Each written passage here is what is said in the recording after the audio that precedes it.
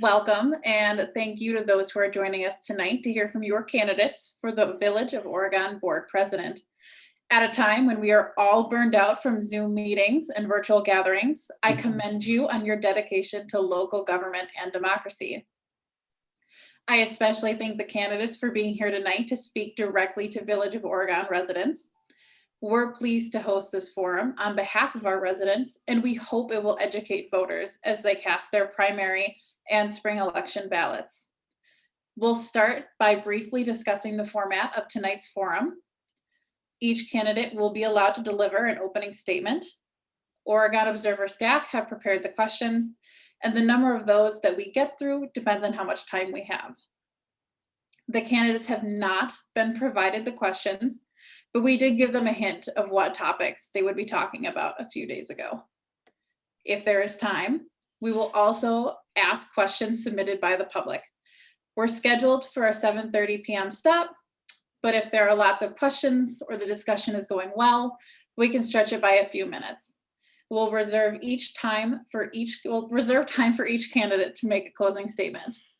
As I read off each question, we will start a timer that will be visible on the screen behind me. Please be respectful of everyone's time and abide by the principles of fairness by staying within the time limits. Each person will get 2 minutes to answer a question and 1 minute for a rebuttal. We ask that candidates show respect towards one another by not interrupting and by leaving your microphones muted until you are asked to speak for a question or a rebuttal opportunity. I will retain the right to mute any candidate if necessary, but hopefully that should not be an issue. Without further ado, let's begin. Each candidate will now answer their opening statement, and we'll start with Jenna Jacobson. First off, I want to say thank you to the Oregon Observer and OCA Media for putting on this forum. I love the opportunity to get in front of people and talk about my vision for Oregon. My name is Jenna Jacobson. I've been a trustee in the village since 2017. I moved to the village in 2013 with my husband and family. As I've been on the board, I started out on the Personnel and Public Safety Committee and the Finance Committee, and have progressively grown in leadership and responsibility to be the chair of the Personnel and Public Safety Committee, as well as maintaining my roles on the Board of Review, and then adding onto that the Library Building Committee to help with the exciting library project that we have going on. I'm running because I'm passionate about the success of the Oregon community, and I find our future to be so bright, and I'm really excited for it. I think we have lots to do in the affordable housing space. I know we have 2 projects that we're currently working on, but we need to make sure that those projects come to completion. And so that's one of my top priorities, as well as bringing more affordable housing to the village, specifically senior housing and affordable housing for single families. I also am running to make sure that as we grow, we're growing sustainably. And I think a great example of that is the buildings that we have coming up, the library project, the senior center that we're looking to build in the next 5 years or so, making sure that they're sustainable, that we as the village are leaders in that front, that we're working to make sure that we're increasing our biking and walking paths, fixing the Rotary Trail, making sure that our community is friendly to all modes of transportation, not just vehicles. So thank you. All right, if we could restart the clock, please. Randy, this is your opportunity to introduce yourself. We will give you 2 minutes to do your opening statement. All right, very good. Thanks for having us tonight. Hopefully this will be fun for us. So I'm Randy Glish, and I have to say I'm having a great time actually campaigning for village president. That's one thing I told myself I wanted to have is to have some fun. So I've been a resident of the village since 2013. I was appointed as village trustee in 2018, re-elected again in 2019. I do serve as the chair of the Fire EMS District Commission. I am a member of the Personnel, Public Safety, and Protection Committee. I'm the vice chair of the Historic Preservation, member of the Library Board, and I'm also on the School Resource Officer Subcommittee. and I'm a past member of the Coalition on Aging. I'm also a member of the Oregon Housing Coalition and past chair of the Oregon Community Resource Network. I have a master's degree in educational psychology, undergrad in psychology and human development. I grew up in Two Rivers, spent 8 years in the Navy. I'm retired from the state with 20 years as a research scientist. I've been teaching psychology courses at Madison College for over 15 years. And I'm a small business owner. I own Red Corner Art Class, probably most known for my work on the restoration of the pump house and the Tin Man. Also been instrumental in the building of the new food pantry, the new youth center, and now as co-chair of the new library campaign. And with those projects, I've helped raise over $4.1 million for those projects. So I'm happy to be here, and thank you. Thank you. We will launch into the question portion of our forum. The first few questions will address topics that you have all raised during your time on the board or during this campaign. For this round, we will have each candidate answer the questions in a round robin format. For this first question, we will start with Randy Glish, who is well known in the Oregon community for his work raising money for community projects. The question is as follows. The village now has a new youth center and food pantry building. What are some of the other areas of need for the village over the next several years? All right, very excellent question. So I'm going to jump right into the one that we're looking currently is a new village hall. And so we're sort of working on that at the moment.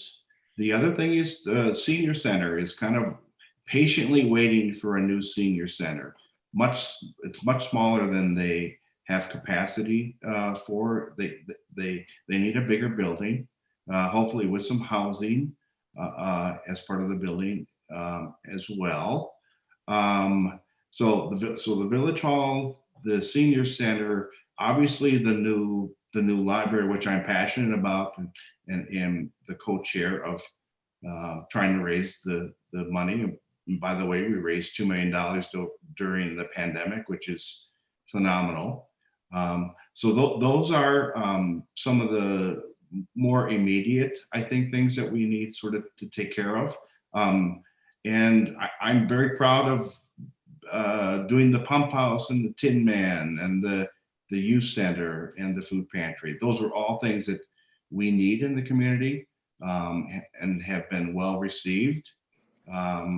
So we have some things to still take care of, and we'll see how we can do that. If we might have to take one at a time slowly and see how we can pay for it. Okay, thank you. Thank you for your answer. Jenna, you are next, and I will repeat the question for you. The village now has a new youth center and food pantry building. What are some other areas of need for the village over the next several years? Thank you. So I'll start off with the library. We did just complete the fundraising portion of the library project, but we also need to finish that up and get that project moving to the next phase.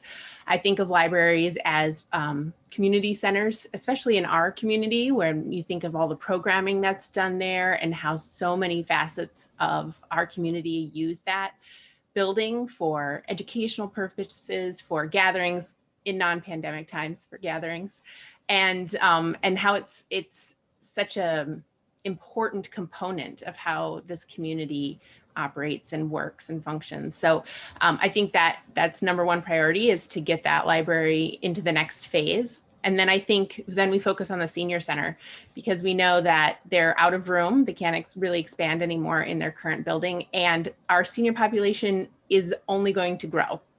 And so when we look at the senior center, I think that needs to be our next focus, our next area to prioritize. And I think we've talked a lot at the village about potentially doing some senior housing in combination with the senior center. And I think that's crucial, because the we know from my time on the Housing Coalition that 47% of our seniors in this community are cost burdened, which means they're struggling to pay some of their regular bills each month, specifically related to housing. And so I think of it as, our seniors built this community, so we need to do everything that we can to make sure that if they want to stay here, they can. And I think some affordable senior housing in combination with the senior center needs to be our next priority after the library. All right. Thank you. Randy, I will have you go next. Okay. The village will be hiring a new administrator in the next couple of months. How important is the working relationship between the village president and the administrator? And how might you approach it differently than your predecessors? So I think this is going to be a crucial time for the village, a big challenge. Mike Grace, who is our current village administrator, has been with the village 22 years. So we have somebody brand new coming in. And I believe that the characteristics of that person, they need to be a forward thinker. I mean, we need somebody that can have some creativity and think forward about how to solve problems. I see the village administrator as part of the team. The village board has to act like a team, and the village administrator has to be part of that team as well. We need to work together on the priorities that we set for the village, and the village administrator needs to be with us as part of that team to put those things forward.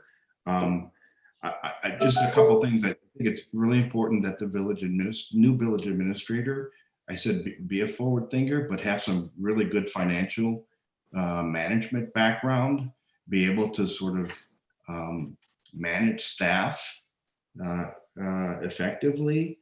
And then I think the village administrator needs to be a team builder. The village administrator is also out in the public, and so it's important that they know how to deal with our residents, know what the issues are in the village, and work effectively with the board. Especially this time, we're going to have probably at least 3 vacancies on the village board in April. So it's going to be important, and to have a new village administrator. These are some big challenges for us and for the village president. Thanks. Thank you for your answer. And then we will repeat this long question one more time for Jenna. The village will be hiring a new administrator in the next couple of months. How important is the working relationship between the village president and the administrator? And how might you approach it differently than your predecessors? So I think the relationship between the village president and the administrator is key to the success of the village. The administrator they oversee the majority of the functions in our village currently, and they are generally the first phase that people experience when they are coming before us with different questions, concerns. If they're a developer and they want to bring a project to the village, if we're working with the school board, there's a lot of things that go on behind the scenes outside of the village board, trying to build relationships in the village and with our municipalities around that neighbor us. And so I think that the village president needs to rely and trust that person and their skills in doing that. And they also need to make sure that they're having open communication with this administrator and trusting their judgment, but also having tough conversations when that's necessary, if that's ever necessary, because that's how we work through everything, is just talking about it. Communication is the best way to work through most issues. When I think of how I would do something differently than our predecessors, that's a tough question, because I think so much of the relationship between the village president and the village administrator is developed not at the board level. And so I can't specifically speak to how I would do things differently, but I can tell you what I would personally do, and what I have been doing my time on the board is to have regular communication with the administrator, ask questions, make sure I'm understanding the issues at hand, and relying on their knowledge to help me find additional resources when I need them, as well as bringing back the resources that I found on my own. Thank you very much. And for the final question of this round, we will begin with Jenna, who is a trustee representative on the village's Diversity and Inclusion Council. The question is as follows. What should the village board's role be in ensuring the community's underrepresented groups are heard and their needs are met? So I think the village board's main role is to lead by example. When we look at making an inclusive community, it's not just the village board, but the village board needs to lead on this issue. And I think we do that by making sure that we're listening to traditionally underrepresented groups, giving them opportunities to speak. I've used I've made the comment before that you need to go to where people are at. You can't always expect them to come to you. And so finding those places out, finding out where we can go to hear these voices that may be uncomfortable coming before the board for various reasons that may or may not have anything to do with the board, but just thinking of the history of diversity and relations with traditionally underrepresented groups in our community, I think it's upon us as the people in power to seek out those voices, go to where they are and listen. And I think it's also important that we take the time to understand that we don't know everything on these topics. We will make mistakes, but if we keep learning, keep reaching out to the resources around us. I mean, we have a couple of great universities just down the road in downtown Madison that we can reach out to if we need to, if we have questions on some of these issues that maybe we don't have personal experience with. So I think reaching out and learning more, understanding that you're going to make mistakes, you're going to ask questions that maybe seem silly, but that's how we learn, that's how we move forward. And encouraging traditionally underrepresented people to get involved in local government, I think is the last way that we do it. Because the more we have that representation on the board, the better we're going to do as a community. Thank you. And then Randy will finish this off and I will repeat the question for you. Thank you. What should the village board's role be in ensuring the community's underrepresented groups are heard and their needs are met? So one of the things I said in my intro is I'm an instructor at Madison College and I teach a course called Human Relations. So my philosophy in life is that we're all human beings with differences, and that we need to celebrate those differences. Why can't we embrace differences? And I think it allows an opportunity for all of us to learn new things about others. I mean, when I was in the Navy, I got to go to all kinds of different cultures and learn, and it was wonderful. I think differences provide the opportunity to learn about each other.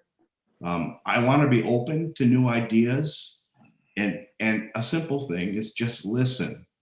I think sometimes maybe people, underrepresented people, are a little intimidated by elected officials, and so I do think that we have to seek them out and go to those groups and make the first move.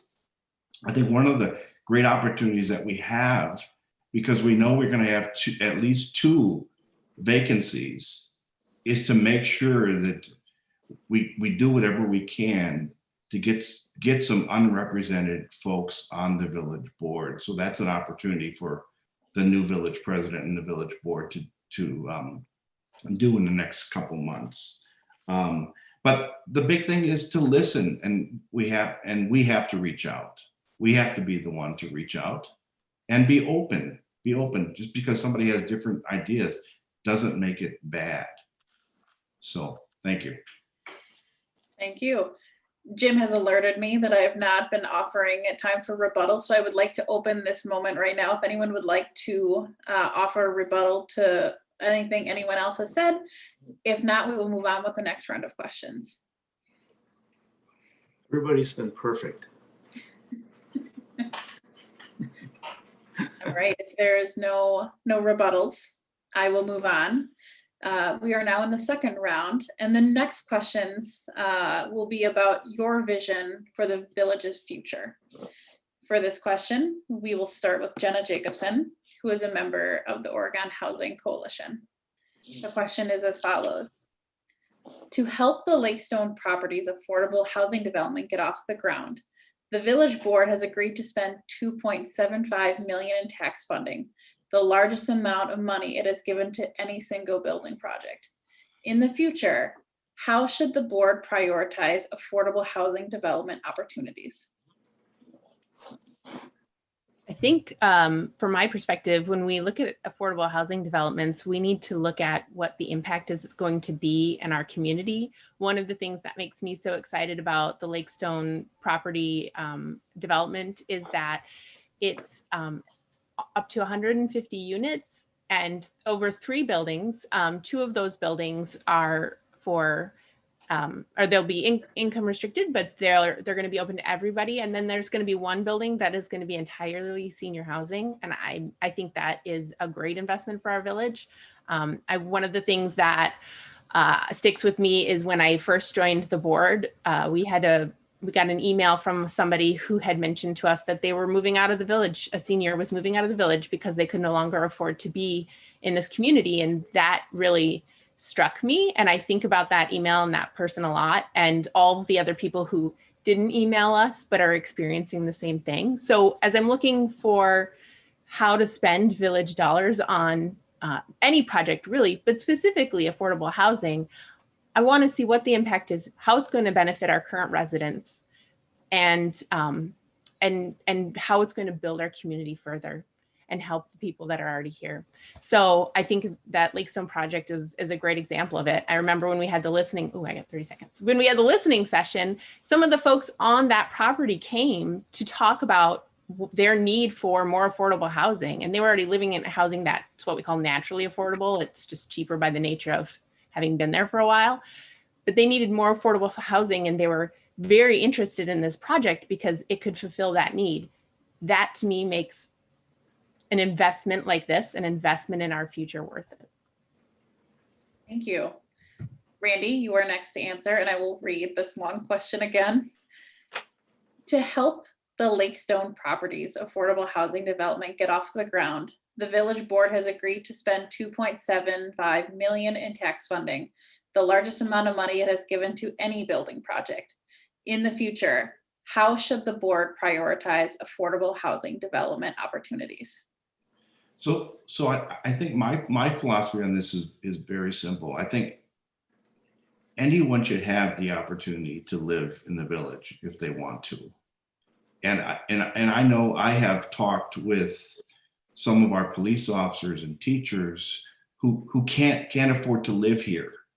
But so the affordable housing, or workforce housing, as it's also called, is crucial. Anybody should be able to live in the village. One of the things that I get constantly emails is from seniors who cannot live. They feel that they're going to be have to leave their house because they can't live here. So I think we have to look at the people who currently live here and who want to stay here. So we need to give them options. Sometimes in some of the affordable housing, you have different parts. You have where people can actually, maybe it's a 2-bedroom, and then maybe there's another affordable housing that's a 1-bedroom when they want to downsize, or families want to downsize, but they still want to stay in the village. We need to think about those things as well. And there's lots of different types of workforce housing. So we need to look at what are the needs of the current community members. And then, as I said before, we need to make sure that if people want to come here and live here, that they need to be offered that opportunity to do so. Thanks. Thank you. Jenna, you are next to answer this question, and I will reread for you. The village of Oregon, along with the rest of the world, has navigated this unprecedented health crisis that has resulted in economic troubles. But we might not yet have seen the full impact on the village's finances. What does the village need to do during this next budget cycle to prevent the pandemic from disrupting village operations over the next couple of years? So I think we've started off by making a realistic 2021 budget. We have reduced the mill rate, which is the percentage that helps to calculate your property taxes. It was reduced by 2%. So I think that was a nice start. But one of the things that I've learned with my time on the board is that we tend to feel these larger economic impacts at a little bit of a delay. So while 2021, we were able to make a budget that I think reduced the impact on our residents and maintain services, 2022 is going to be more of a challenge. And I think this is where we become more diligent in listening to not only our finance director, who's done an amazing job in helping navigate the financials during this pandemic, but also in hiring the administrator. I think this goes back to our administrator, the one, Mike's amazing. He's done a really great job in helping us with this budget. And I think as we look forward, that kind of expertise, working with the finance director, working with all the department heads to understand the limitations that we're going to be facing, is going to be crucial to making the budget for 2022. That being said, there's other things that we as the village can do to help maintain services. And I think we're doing some of that by allowing our village staff to work, flexing some at home and some in person. That reduces the amount of people in our village to help keep more people safe. And I think it sets a good example for other employers in the village. I think also working on increasing accessibility for services, communication to the village hall, how people pay for things, get information from the village hall. All of those things are services that we've ramped up and gotten better at during this pandemic. And I think those will continue going forward. Those are some great lessons that we've learned that will continue and can help make our services even better in the future. Thank you. That is time. Then last but not least, Randy, I will reread this question for you. Okay. The Village of Oregon, along with the rest of the world, has navigated this unprecedented health crisis that has resulted in economic troubles. But what we might not have seen yet is the full impact on the village's finances. What does the village need to do during this next budget cycle to prevent the pandemic from disrupting village operations in the next few years? So I think our hiring of the next village administrator is so crucial to this question, because we are not dealing with the budget as village board members every day like they are. They're dealing with every piece of the budget. And so we need a very strong new village administrator with some good budget experience to sort of be our eyes on the budget and to let us know what is happening, how is the spending going, what things are not going as well as maybe we would want.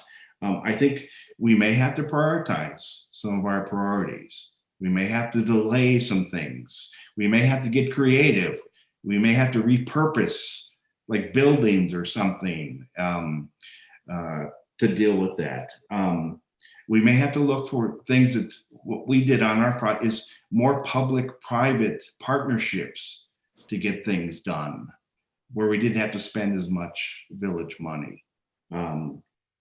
So I think things like that. I mean, we have a good bond rating, and it's important to all of us that we keep the village in good financial situation. I mean, we were able to just raise the taxes by $44 this past year, which is great.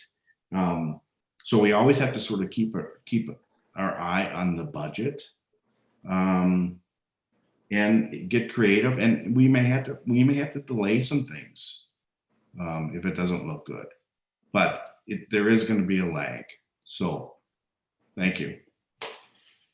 And then we'll move to our last question of this round. The final question will start with Randy, who is a member of the steering committee for the new library.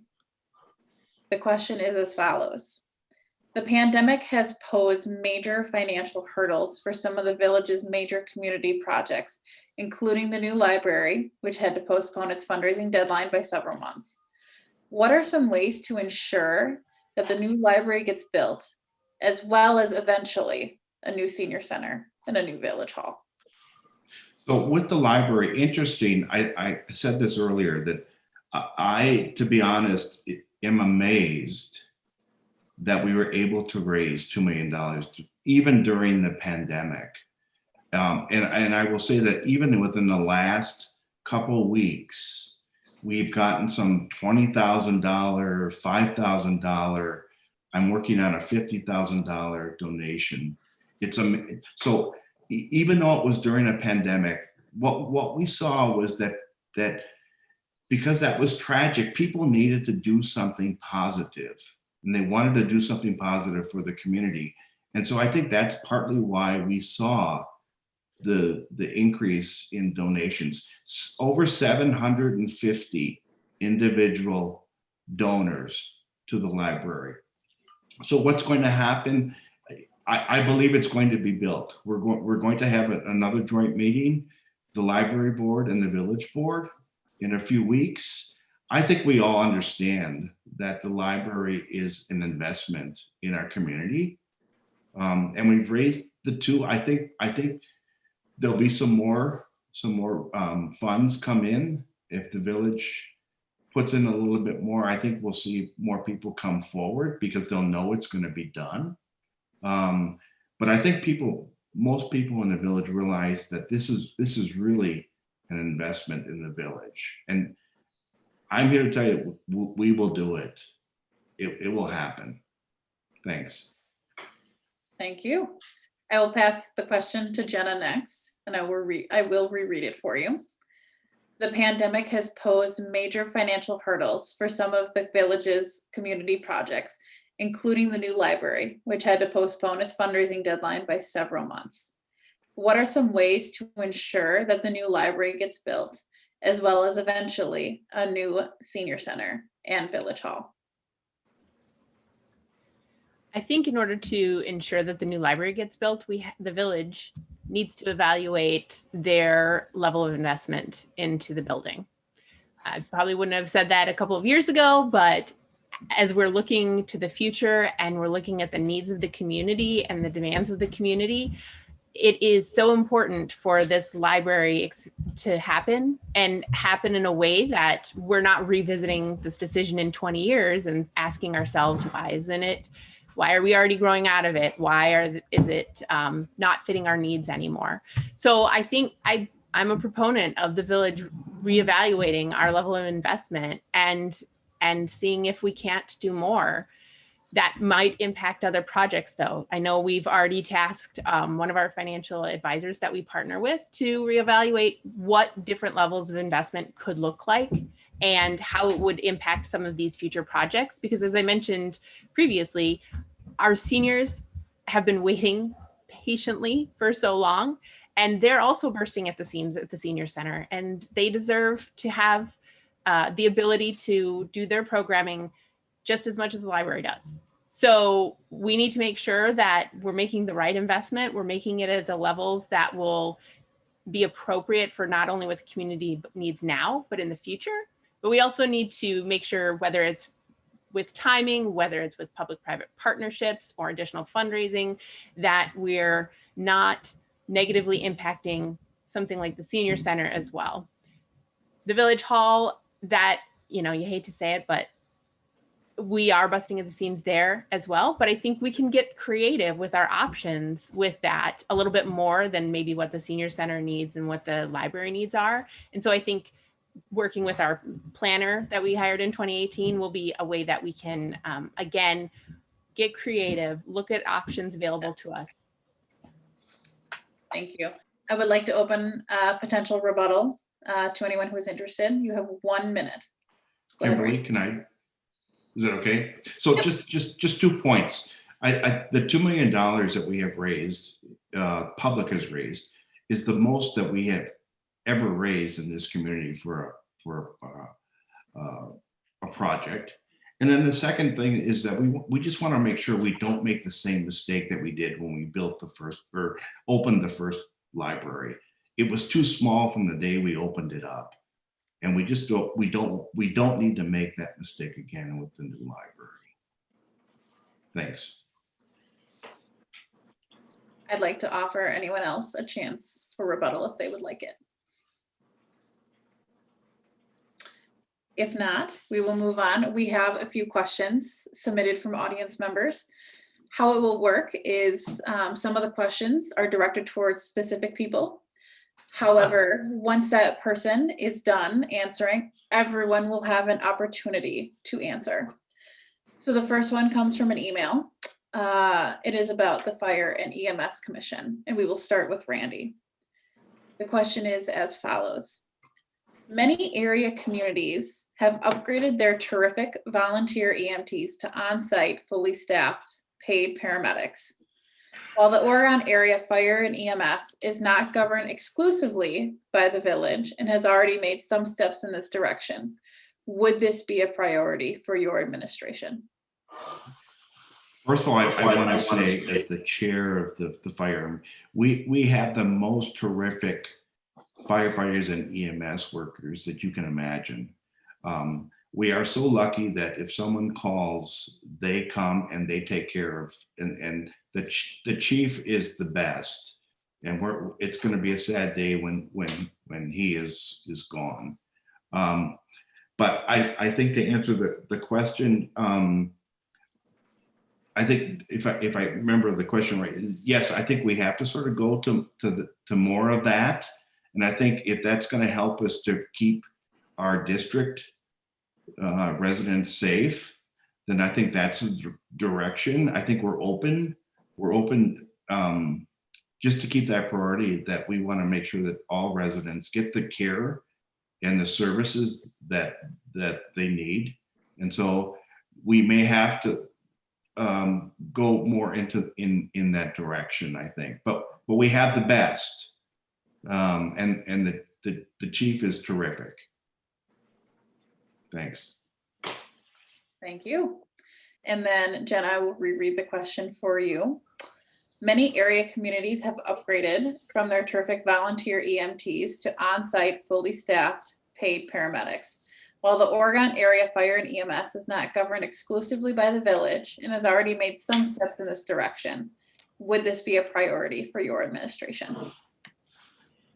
So the way I understand it, that's kind of two questions. One, we need to be upgraded to be paramedics, our paramedic operation. A lot of our a lot of our EMT ambulance staff are paramedics, but because our operation isn't certified in that way, they don't operate as a paramedic when they're working here.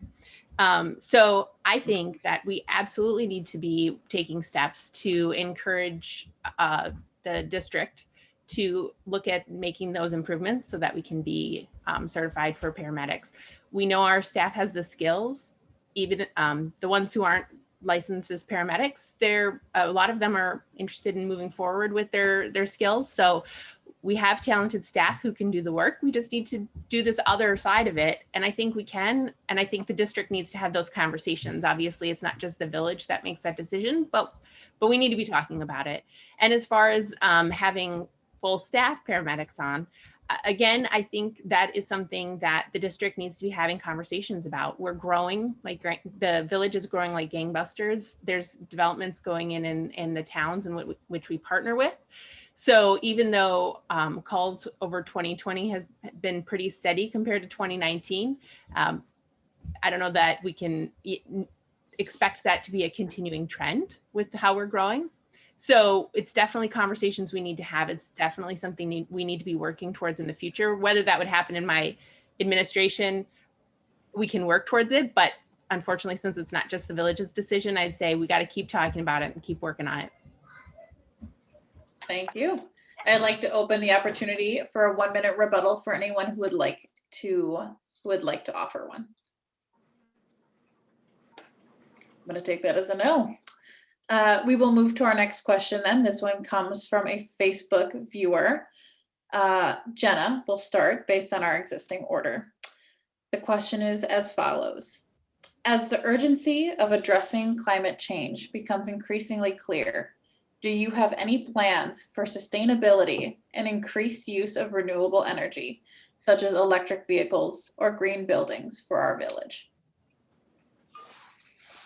Yeah, so that is one of the reasons why I think the village needs to reevaluate its level of investment in the library project, because at the current level of investment we have, and then with the dollars that we fundraised, that's the building, but it's not including some of these features that I think we really need to be incorporating in our community. I mean, we've had water issues, and we've been talking in that particular site, how can that building enhance some of the water issues for that area? But we also don't want to make it worse by relying on fossil fuels for our energy. If we can get some solar panels in there, if we can do potentially some geothermal, but all of that is an investment in our in the library, and investment in our future. And so that's why I say we need to reevaluate what we're doing there, and for our investment. And I think that also goes to the senior center, village hall, any building that we take on, we have to be building it or designing it with sustainability in mind, because we know things are changing. And we hear about that with the flooding issues we've been talking about recently with the Badfish Creek area, and over on across Netherwood, the water from Lake Barney that's coming down. So I think the other thing we have to do is we have to work with the neighboring municipalities, because we know that the things that happen in Oregon will help, but we're dealing with water coming from other municipalities, and we're sending water to other municipalities. So we need to be working with our neighbors to make sure that when we're doing different developments, when we're looking at making changes, that we're taking a holistic view, so that we're the impact is doing what we expect it to do, and we're not just pushing a problem down the creek, if you will. Thank you. Randy, you are next, and I will repeat the question for you. Okay. As the urgency of addressing climate change becomes increasingly clear, do you have any plans for sustainability and increased use of renewable energy, such as electric vehicles or green buildings, for our village? So the library has been mentioned, and the sustainability and the geothermal and things of that nature have come up, and I am 100% behind those sorts of things in electric cars. The only thing that I would say is I just want to make sure, can we afford to go in that direction? Because especially like the library, we're on a tight budget, but and I see the value in it. But can we afford it? And so what I would look at is, this is where sort of it comes back to that the public-private partnerships, like solar. Can we work with a company that maybe gives us some good in-kind help with the library to put solar? But I'm 100%. I love to see electric cars. And to be honest, I mean, we have to sort of think about it. Is it in the long run, is it going to pay for itself? And if the answer is yes, then it's worth sort of going down that avenue. We're actually saving the village money. So I guess that's how I would answer that. Thank you. Thank you. I will offer a 1-minute rebuttal to anyone who would like to use it.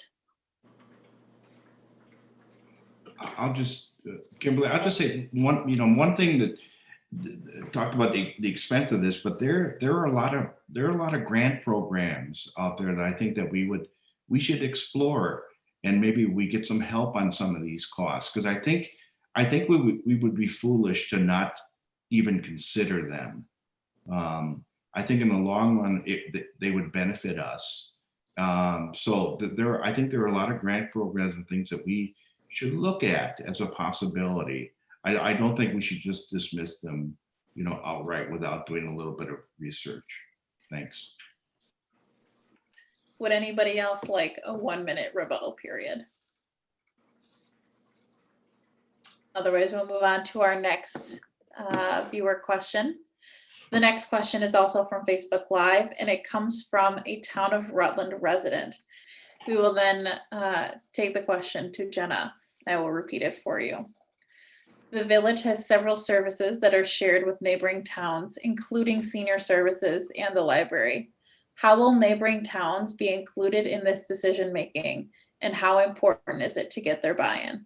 I think it's extremely important to get in the buy-in of all the stakeholders when we're looking at joint projects.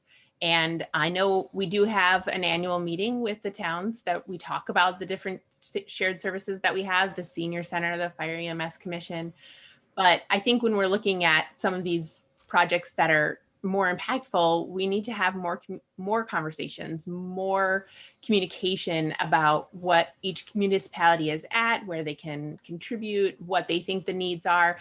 We can't just make this in a vacuum. And I think that's where the role of the village president and the new administrator really come into play, because I think that's part of from my perspective, that's part of the expectation is that they're meeting with the chair of the town of Oregon and the town of Rutland and the town of Dunn and having those conversations. How many is one meeting enough? Is one joint meeting enough to have these conversations? You know, what do we need to make sure that we're getting all the stakeholders buy-in, and not just from our opinion, but listening to what they have to say as well, and making sure that we're adapting and that everybody's coming together behind this project. So I think that that's crucial. And I think that it's highly important that the village president and the new village administrator work with our neighboring municipalities to make sure that these shared services continue to be the shining lights that they are currently for our community.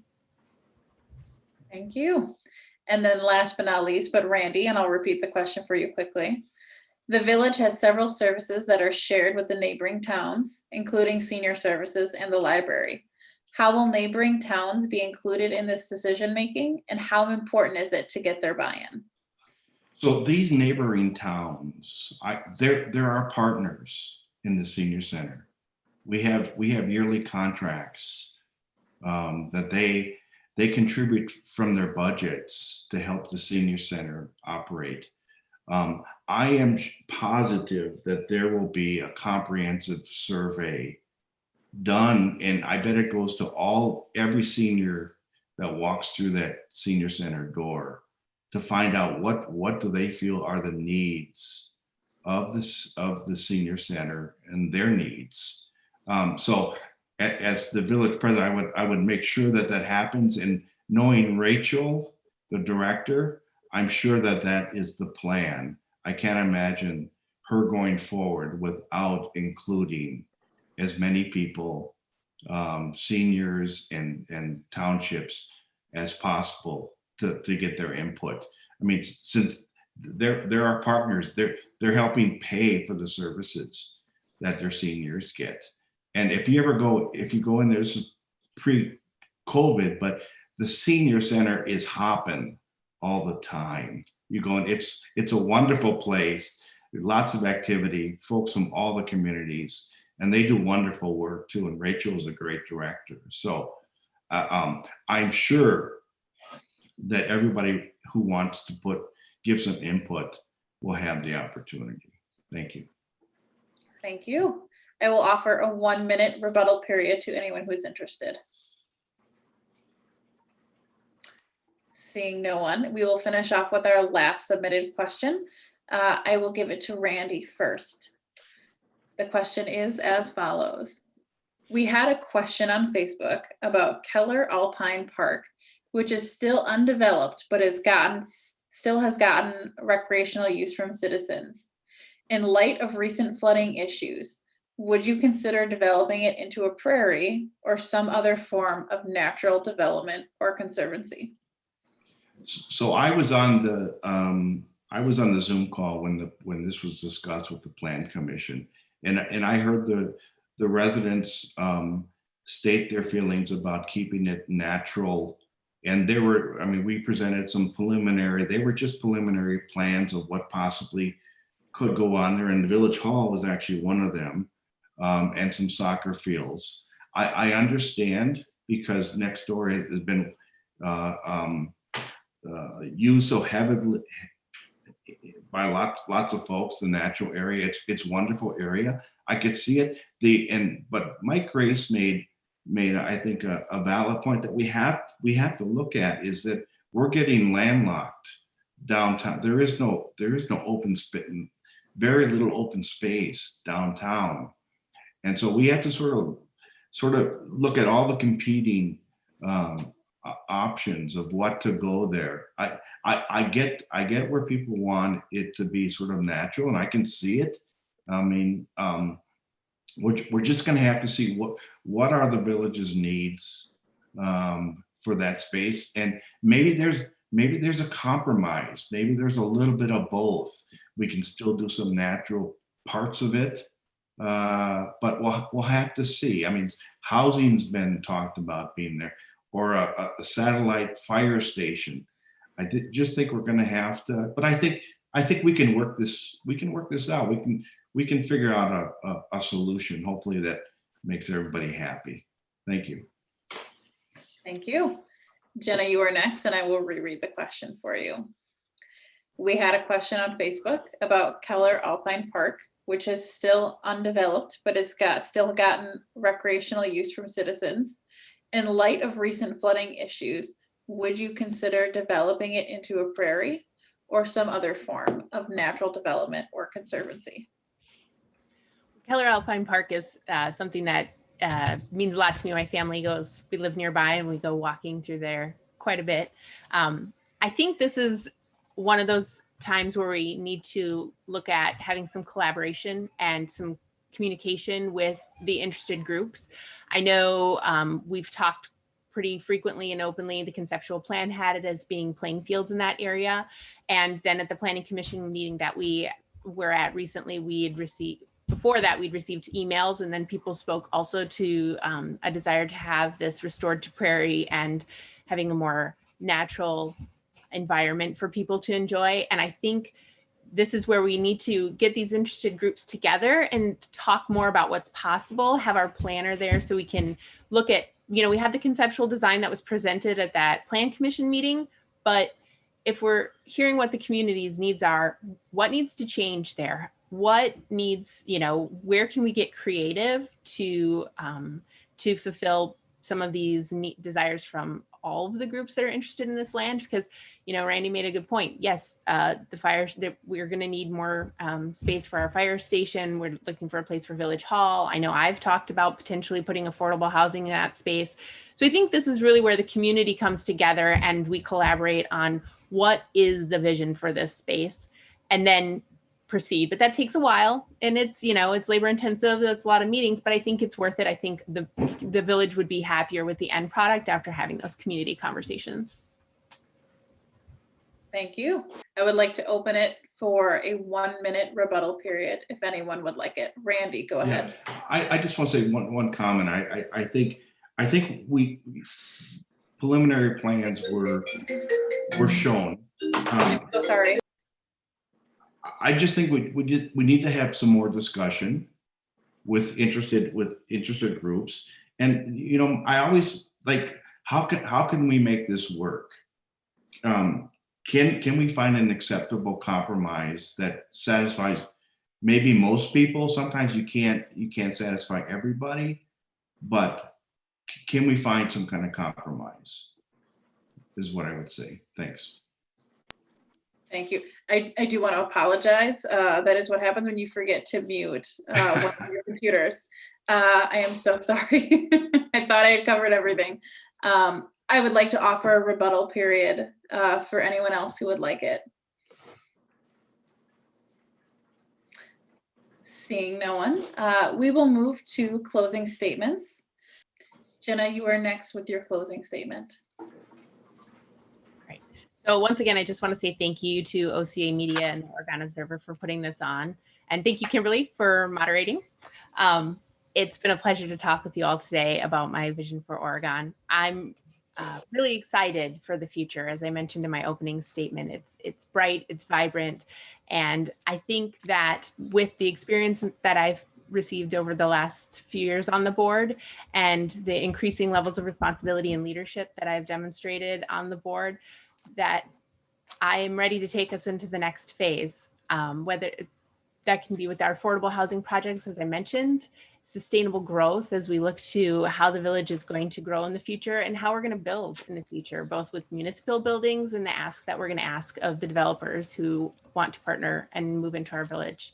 So I'm really excited about that. And I think that we have so much going on, so much potential here that is still being realized.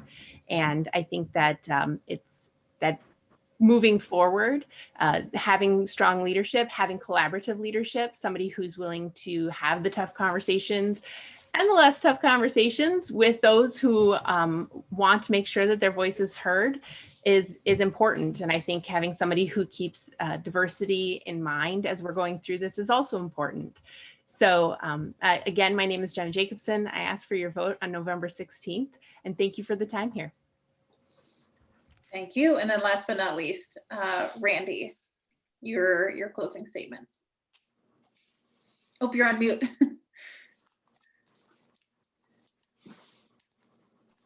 How's that? Much Okay, so I want to direct my closing statement to all the Village of Oregon voters. My message is simple. I'm running for village president to continue the work that I've done in the village for the past 8 years. I mean, overall, I have 33 years of community involvement experience. 8 of those have been right here in the village. It started with me being in the United States Navy for 8 years, continued 17 years as president of my neighborhood association. Over the past 8 years, I've been involved in the pump house, the Tin Man, building of the food pantry, and construction of a $1 million youth center, and then most recently the co-chair of the new library campaign.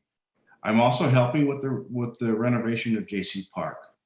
These projects have saved over taxpayers $4.1 million. Many of the projects were done while I was a village trustee. I believe that I've proven that I know how to get things done, that I have the trust of village residents, and I have the ability to be one heck of a village president. And I'd like to end just with an example of the trust that I think that I built with village residents. In the past projects, such as the library or the food pantry, my local donors gave me, because I asked them, $550,000 for the food pantry. Some of the same donors for the youth center gave me $800,000 for that new building. And just recently for the new library, my donors gave me, because I asked them, $1 million, because I think they believe in my ability to work with others and work hard and to bring these projects to fruition. And in my bid as village president, I'm very honored to have the endorsement of Village President Jeannie Carpenter and past President Steve Staten. So I ask for your vote on February 16th and April 6th. And I ask for the opportunity to be your next village president. Thank you. Thank you all.